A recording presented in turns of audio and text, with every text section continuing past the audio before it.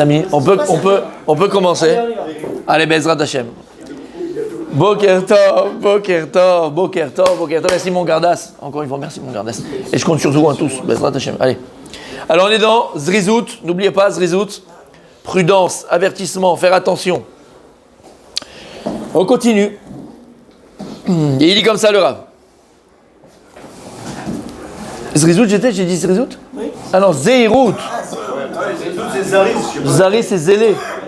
Ah, dis-moi, j'ai décalage horaire. Zeirut, d'accord? Zeirut. Donc faire attention, être prudent. Et il dit comme ça donc. Velachen. Aish agare verach alevav. Elle est belle cette phrase. La personne qui craint Dieu et donc qui a le cœur qui craint Dieu. Ifrar mea she'arim shel heter leba likanes beshar echad shel isur. Ve'al yishma lekol yitzro shemekel be'inav ha'isurin umvakesh lo ta'anot shav umkom piturin ve'yom leyom margilo be'isurin yoter ad shena'asim lo ke'heter.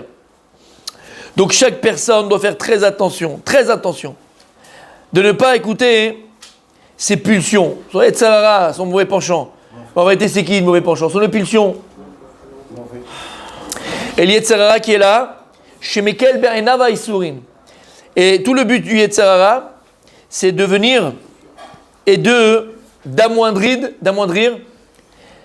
aux yeux de la personne la gravité de la Avera, la gravité du Issur.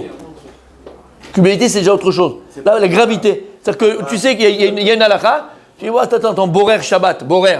Il y a une halakha de Shabbat, on n'a pas le droit de trier pendant le Shabbat, d'accord? On ne peut pas trier pendant le Shabbat. Ça, par exemple, c'est dans la nourriture. Tu ne veux pas trier la nourriture, donc comment on fait? Le bien, le bon du mauvais, le mauvais du bon. Alors le gars, il est là. C'est à Tunis, on faisait le bon du mauvais, le mauvais du bon. On faisait à Tunis. Il n'y avait que du bon, il n'y avait pas de mauvais. Ça va. Et Dieu, il fait attention de mon assiette, comment je la mange ou je la mange pas. C'est rajouté ça. C'est rajouté la vérité. C'est les religieux, c'est les rabbins. Arrête, d'accord? Et donc, on va parler d'halachot pur, ok? Combien de fois on est Mekel? Est-ce que Hachem c'est important pour lui? Comment tu mets le talit? Si les yeux ils dépassent, les deux yeux ils dépassent pas quand tu mets le talit, Bémet. Hachem il est makpid, Hachem il fait attention. Dieu il est rigoureux sur ça. Il a que ça à faire à Kadosh Baruch Hu. Hein? Et en vérité, combien de fois on tombe dans ce piège, mon tzaddik? De se dire, c'est pas grave. Et il y a Yetzirah, chaque issur, chaque interdit, qu'est-ce qu'il veut dire? Il dit, c'est pas grave. Ça va, t'es en vacances, profite. T'as pas touché, t'as pas mangé, t'as pas palpé, t'as pas ploté. Ça va. T'as juste regardé. Il y a quelque chose, c'est grave. Il y a un issour de regarder, c'est grave de regarder. Makara. Maintenant qu'attends, on a fait. Mechila, messieurs, soyez sérieux.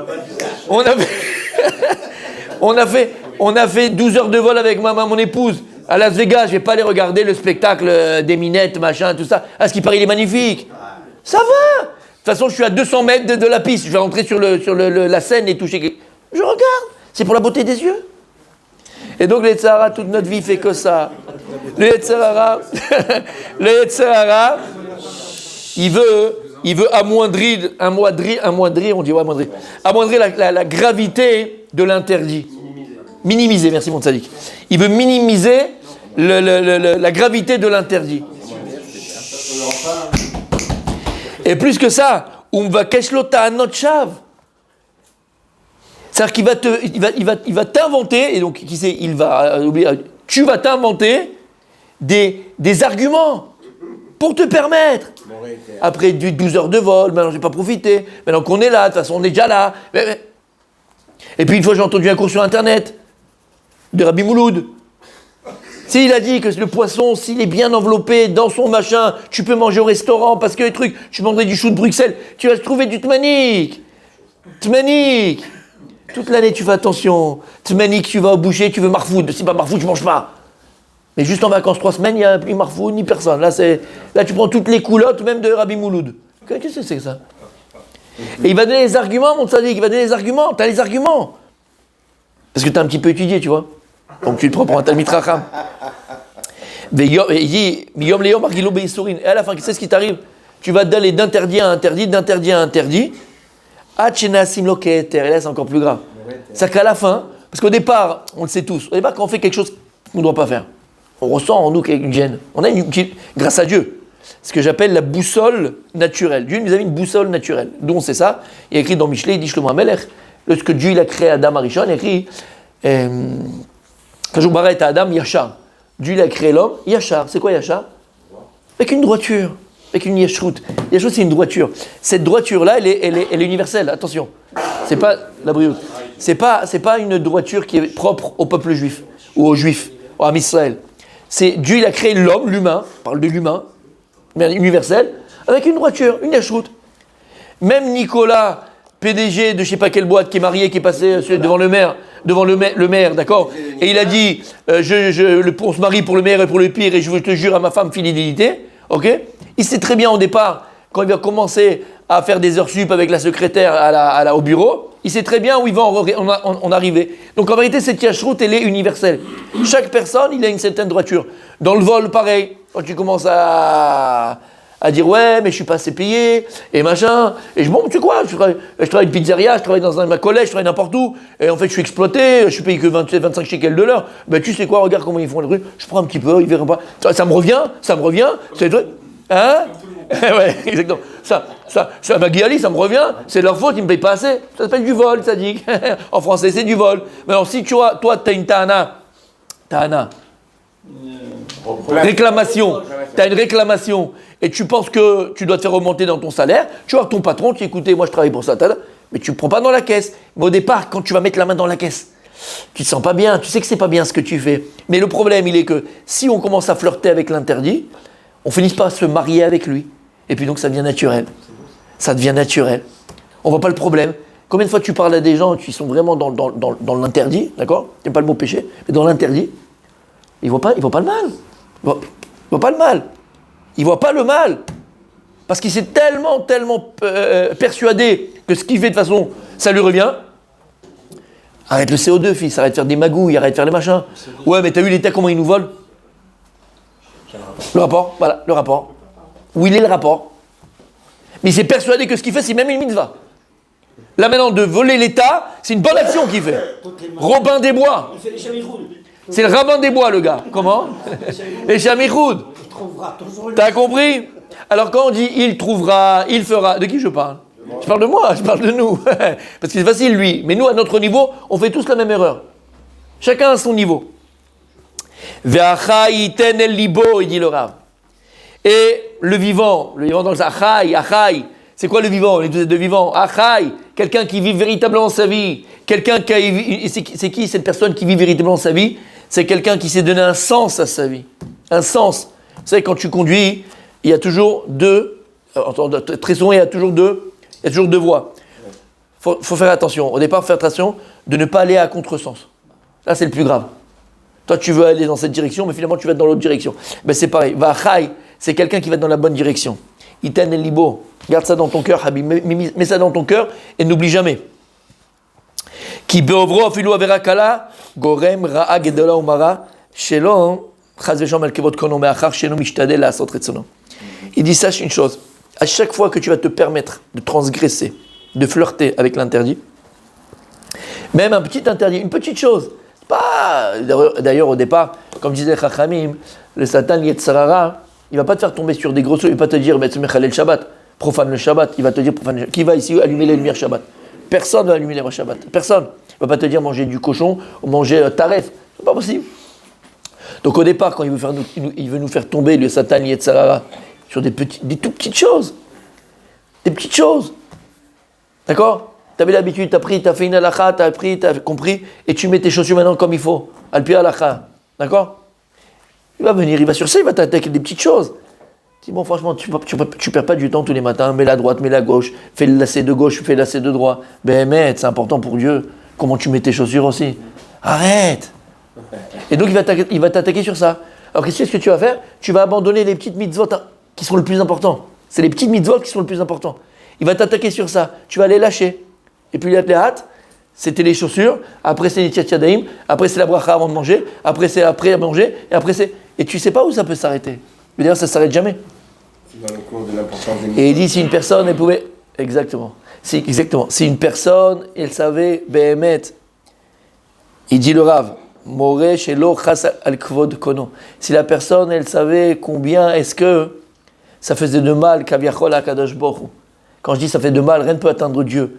Mais au niveau humain, si on peut s'exprimer ainsi, combien ça attriste Akadosh Baruch Hu. Combien Dieu il est triste. Et je vous ai dit, si on n'arrive pas à le comprendre au niveau de Dieu, regardez au niveau des parents.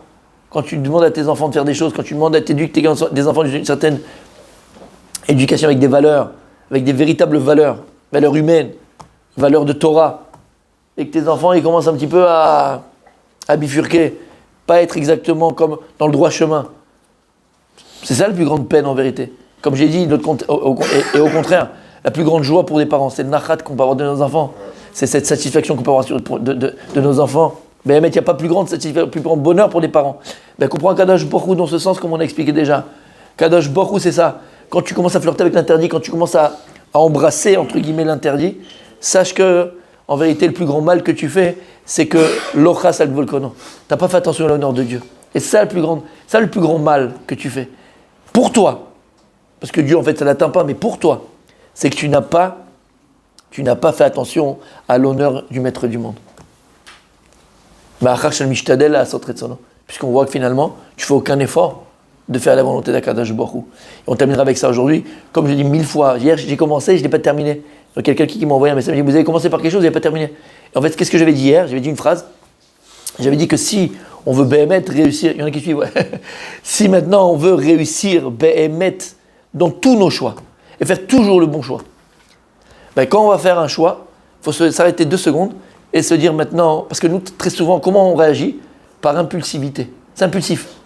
C'est rare qu'on agit par réflexion véritable. On a réfléchi à ce qu'on va dire, on va réfléchir à ce qu'on va faire. Très souvent, c'est exactement. On réagit par impulsivité. Voilà. D'accord? Comme un enfant. On m'a frappé, je refrappe. Un enfant, comment il apprend? On me frappe, je frappe. On m'insulte, j'insulte. On me fait, on me prend, je prends. Un truc. C'est par cause à effet, c'est tout. Tu veux réussir dans ta vie de couple, ta vie de parent, ta vie de patron, dans ta vie, dans la vie. À chaque fois avant d'agir, tu t'arrêtes et tu te dis, qu'est-ce qu'Akadosh Baruch Hu, il veut de moi maintenant? Ma Retzon Hashem. Qu'est-ce qu'Hashem, il voudrait que je fasse? Comment Akadosh Baruch Hu voudrait que je réagisse? Si on est capable de s'arrêter 2 secondes et de se dire, pas moi comment je veux réagir. On t'a mal parlé, on t'a mal truqué, on t'a mal... Donc toi, automatiquement, tu vas répéter, tu vas rendre l'appareil. Est-ce que c'est ça qu'Akadosh Baruch Hu veut maintenant de moi? Est-ce que c'est ça qu'Akadosh Baruch Hu veut maintenant de moi? Si on est capable, c'est un travail de titan. C'est le travail d'une vie. Mais au moins déjà de se poser la question. Je m'arrête 2 minutes et je dis Ma Retzon Hashem. Ma Retzon Hashem. Et c'est vrai dans tous les détails de la vie. Hein. Comme je l'ai dit 1000 fois, quand tu vas déménager, tu vas acheter une maison. Ok. Maintenant, toi, tu vas choisir avec tes propres envies, et j'explique envie, parce que c'est pas la volonté. Par tes propres envies. Ouais, elle est sympa, il y a 3 étages, 2 étages, il y a un souterrain, je sais pas, d'accord, c'est un truc, c'est bien placé, tout ce que tu veux.